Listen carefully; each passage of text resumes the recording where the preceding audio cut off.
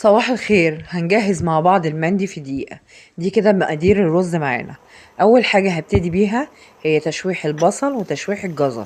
هنقلبهم مع بعض شوية على النار، وبعد كده هضيف البهارات كمان ونقلبهم مع بعض شوية على النار.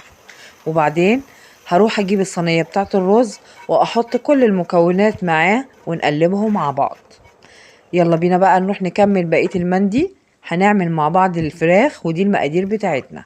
هحط هنا شوية خل وعليهم زيت وليمون، وبعد كده البهارات بتاعتنا هنقلبهم مع بعض ونتبل بيهم الفراخ كويس قوي. هحط بقى الرز والمية تحت، وهنحط الفراخ من فوق كده بعد ما نخرم الفويل زي ما انتوا شايفين. وده كده شكل المندي بتاعنا بعد ما خلص. اتمنى من كل قلبي تكون وصفة النهاردة عجبتكم، ولو مش مشتركين ياريت تشتركوا عندي في القناة. اشوفكم على خير.